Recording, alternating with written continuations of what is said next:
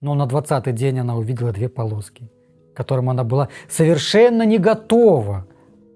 Из-за того, что увлеклась заколдованным кругом, на основании опыта сотен консультаций у женщин, которые готовятся к протоколу ЭКО, я дам вам несколько рекомендаций, которые помогут вам справиться с душевным. Здравствуйте, дорогие подписчики и гости канала. Меня зовут Павел Сапего. Я врач-психотерапевт, остеопат. Занимаюсь вопросами, как с помощью психотерапии, разумного и осознанного подхода к своей жизни решить многие проблемы в своей жизни. Специализируюсь на вопросах зависимости, репродуктивного, гинекологического, нервного здоровья женщины от психических процессов, которые есть в ее сознании и подсознании. И в этом видео я расскажу вам о 2 главных психологических этапах ЭКО, экстракорпорального оплодотворения, о которых вам никто никогда не расскажет. И покажу вам это на примере одной пациентки. Возможно, ее история изменит чей-то взгляд на процедуру и поможет лучше подготовиться. Не буду ходить вокруг да около и сразу скажу, что метод ЭКО, если рассмотреть его без всех подробностей, включает всего 4 этапа. Первый – стимуляция овуляции тяжелыми гормональными препаратами. Это нужно для созревания в текущем цикле нескольких фолликулов. Второе – это пункция или забор фолликулов. Третье – это оплодотворение яйцеклеток и культивирование эмбрионов. Четвертый – это сам перенос эмбрионов. Через 14 дней после переноса производится анализ на ХГЧ для понимания, наступила ли беременность. После самого переноса врач выдает рекомендации, как и по лекарственной поддержке, так и по образу жизни и поведению. И рекомендации носят общий характер. Например, ограничьте половую жизнь, ограничьте физические нагрузки, займитесь чем-нибудь, что вас отвлечет от ожидания результата и ожидания теста на беременность. И все. И, разумеется, при подготовке к протоколу экстракорпорального оплодотворения врачи делают акцент непосредственно на процедуры с 1 по 4 включительно. Женщины при подготовке к ЭКО чаще всего переживают за гормональную терапию. А вдруг потолстею? А вдруг в будущем будет онкология? А вдруг появится аллергия на что-нибудь? За физическую боль и, собственно, за сам результат, получится или нет. Евгения делала 3 попытки ЭКО. Часто на консультациях в ее лексиконе, на наших психотерапевтических консультациях она говорила о бесплодии, детях, ЭКО, и из ее уст были такие слова: попытки ЭКО, борьба с бесплодием, пытаюсь забеременеть, говорила, что старалась. Часто такие слова, вслушайте: пытка, борьба, стараюсь. Я пытаюсь, я борюсь, я стараюсь, я себя ненавижу, я не такая, и все что угодно, только не любовь к себе. Понимаете, слово «попытка», да и другие, которые я сказал, для подсознания это пытка, это напряжение, это боль и насилие. А потом она боролась за ребенка, за здоровье, за беременность, за мужа и прочее, прочее, прочее. Это была борьба сама с собой, то есть она выживала. Это значит, была угроза ее жизни. По крайней мере, ее психика так интерпретировала все действия, которые она делала. Но о какой беременности может идти речь, беременности, да и здоровье в целом, когда внутри идет война, и нужно выживать. И в таком ритме она жила с самого детства. До определенного момента она считала, что ЭКО никогда ее не коснется. Это что-то из другой реальности. Например, как полет на Марс или в другую галактику. Но обстоятельства жизни сложились иначе. Постоянные тревоги, волнения, стрессы, 2 внематочных. И оплодотворение в пробирке стало для нее единственным путем, когда она может стать матерью родного ребенка. Ну и естественно, есть вариант с приемным ребенком, всегда он есть, но она к нему была не готова. Стимуляция суперовуляции – это простой этап. Всего лишь каждый день ставь уколы в определенное время, ну и периодически нужно ходить на мониторинг. И конкретно у Евгении на вес эта гормональная стимуляция никак не повлияла. Пункция фолликулов пугала только первый раз, но это тоже довольно простая процедура с точки зрения пациента. Соблюдайте все рекомендации врача, и все пройдет гладко. Проводится она под общим наркозом, и восстановление у всех проходит по-разному. У Евгении прошло все быстро и без последствий, и никаких болезненных ощущений у нее не было. 3-й этап – оплодотворение и культивирование. Все это происходит в лаборатории без участия пациента. Врач просто с какой-то периодичностью звонит, уведомляет о ходе этого процесса по телефону. Сколько оплодотворено яйцеклеток, сколько и какого качества получилось эмбрионов. А сам перенос эмбрионов занимает всего несколько минут и не более неприятен, чем обычный осмотр гинеколога. После переноса нужно полежать около получаса, и далее можно идти домой, заниматься обычными делами, соблюдая все рекомендации. Все эти 4 этапа достаточно простые. Выполняй то, что тебе говорят, и все. Но есть 2 самых сложных этапа, о которых вам никто никогда не скажет. Это 0-й и 5-й. 0-й – это когда вы в течение нескольких месяцев готовите свое тело, свое сознание, свою психику к процедуре. И 5-й этап – это ожидание самого результата. Чем заниматься 14 дней до теста на беременность? Те женщины, которые планируют делать ЭКО, как правило, уже прошли все круги ада на пути к своему материнству. И очень-очень рассчитывают на положительный результат. Однако результат здесь никем не может быть гарантированным.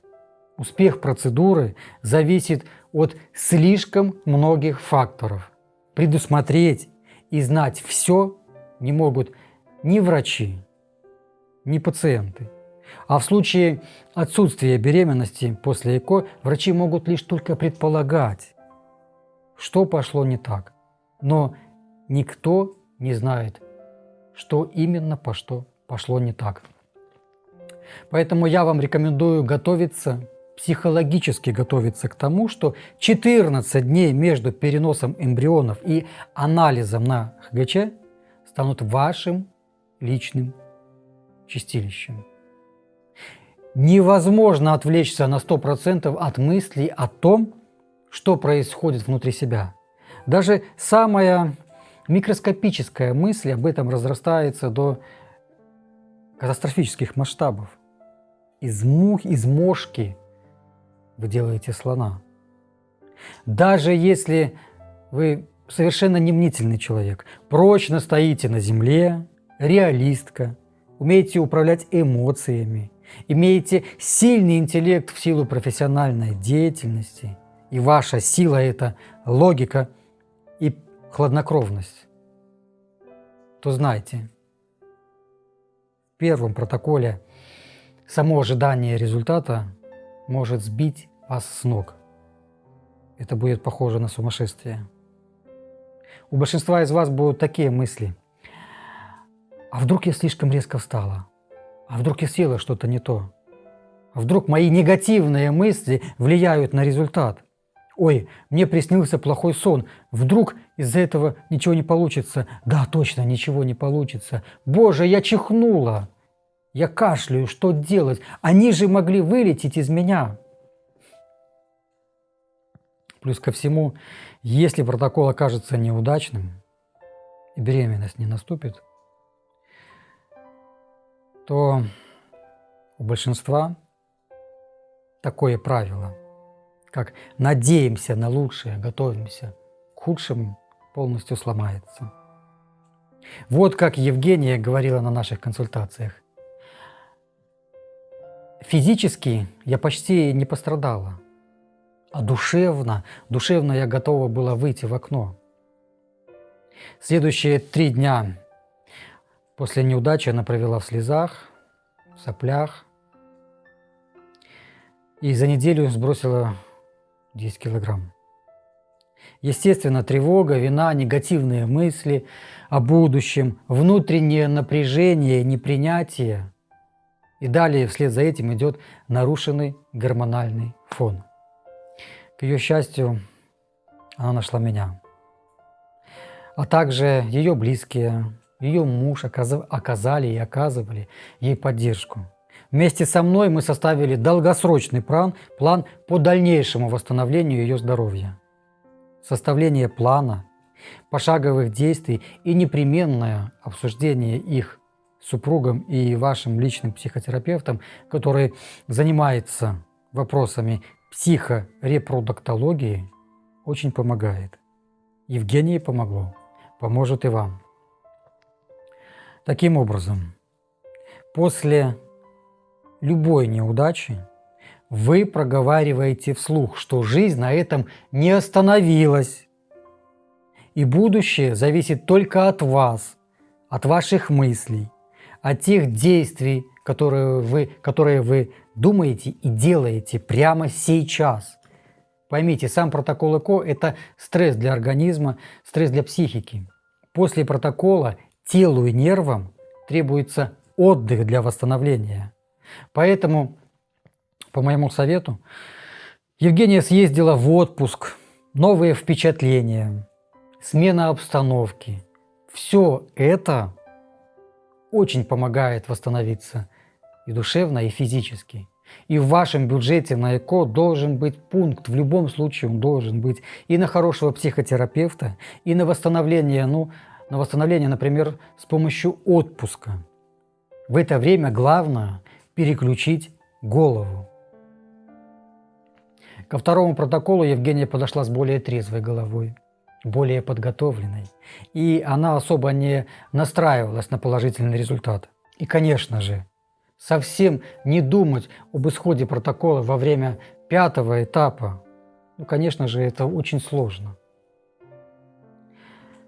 Но благодаря нашим встречам и тому, что ее муж целиком и полностью посвятил эти 14 дней организации ее досуга, все прошло гораздо спокойнее, чем в первый раз. Второй протокол у нее тоже оказался неудачным. Через время в 3-й протокол после курса наших психотерапевтических консультаций по восстановлению здравого мышления Евгения пошла с принятием, что как будет, так и будет. И это будет ее последний протокол. Хватит разрушать здоровье, потому что уже появились первые звоночки. В этом протоколе она просто отключила и логику, и убрала дисфункциональные мысли, и убрала эмоции, которые мешали ей расслабиться и настроиться на беременность. Она отключила все, можно сказать. Смотрите, ведь можно потратить всю жизнь на тщетные попытки ЭКО, при этом разрушить свое здоровье и так не получить результат. Ну а разве это жизнь? От протокола до протокола в этой детородной лихорадке в погоне за младенцем. К слову говоря, этот протокол, по ее мнению, должен быть неудачным. Но я-то думал, что все будет у нее хорошо, я был уверен. Она думала, что будет неудачный, потому что в операционной что-то пошло не так. Врач сильно нервничала. По дороге домой Женя попала в небольшое ДТП, сильно испугалась, стрессанула сильно. Потом 2 недели работала по 15 часов в день, не думая ни о детях, ни о результате ЭКО, ни о себе. Но на 20-й день она увидела 2 полоски, к которым она была совершенно не готова. Из-за того, что увлеклась заколдованным кругом в голове у себя, заколдованным кругом детородной лихорадки в попытках забеременеть. Понимаете, она смогла из него вырваться. Сможете и вы.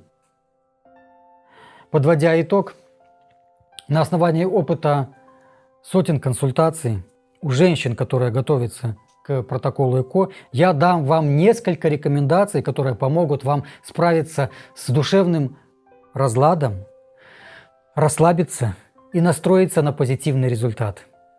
Первое. Приготовьтесь к сильнейшей психологической атаке негативных мыслей. При этом в атаку пойдет ваше собственное сознание и мышление. А бороться с ним сложнее всего, вы же знаете. Поэтому у вас обязательно должен быть профессиональный психолог, который поможет вернуть спокойствие и принятие в ваше сознание, в ваше мышление и в вашу жизнь. Второе.